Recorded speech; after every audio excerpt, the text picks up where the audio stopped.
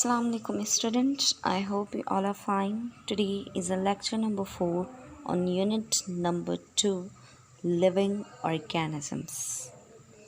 Students, in a previous video we have discussed about cells, cell structures, animal cell, plant cells, tissues, organ and organ system.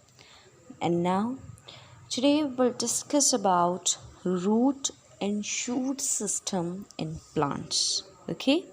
Students, जैसा कि आप जानते हैं कि plants हमारी ज़िंदगी में बहुत इम्पोर्टेंट रोल अदा कर रहे होते हैं. ओके?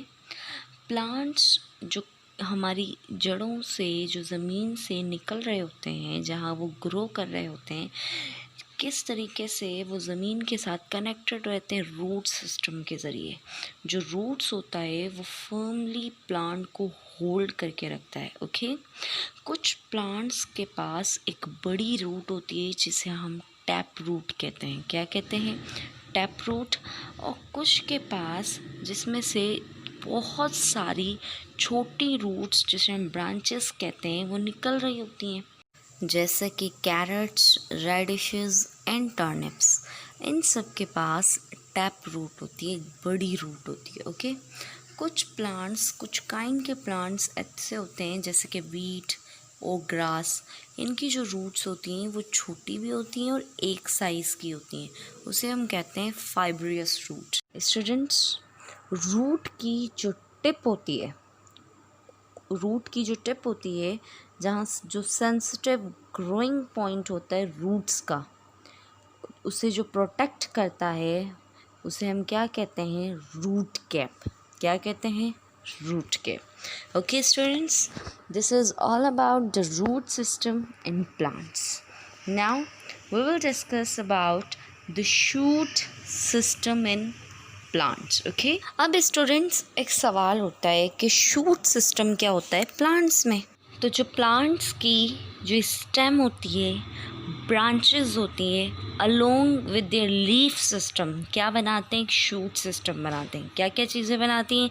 स्टेम, ब्रांचेस और लीफ सिस्टम क्या बनाती हैं? Shoot system. ओके? अगर स्टूडेंट्स प्लांट्स की जो स्टेम होती है वो छोटी रह जाए विथ लॉट्स ऑफ ब्रांचेस, तो वो क्या कहलाता है? श्रब कहलाता है. क्या कहलाता है?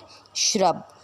अगर टॉल प्लांट्स जो होते हैं, लंबे लंबे प्लांट्स, उनकी जो स्टेम होती है अगर वो थिक हो, ट्रंक्स जिसे हम कहते हैं, तो वो जो tall plants with thick stem क्या कहलाएंगे?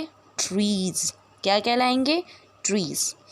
लीव्स जो होते हैं वो अटैच्ड होते हैं to the stem at the nodes. जो नोड्स होती हैं, स्टेम की जो नोड्स होती हैं उससे लीव्स अटैच्ड होते हैं. ओके?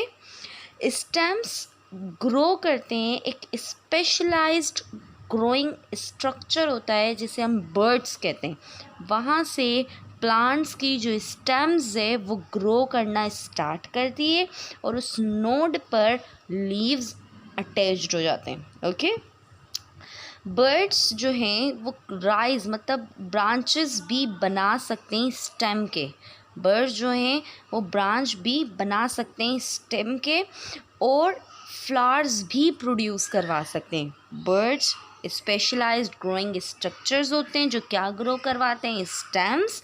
और बर्ड्स क्या करते हैं? ब्रांचेस भी बनाते हैं स्टेम की और उनके पास इतनी एबिलिटी होती है कि वो फ्लावर्स को भी प्रोड्यूस करवा सकते हैं. अब स्टेम क्या करती है?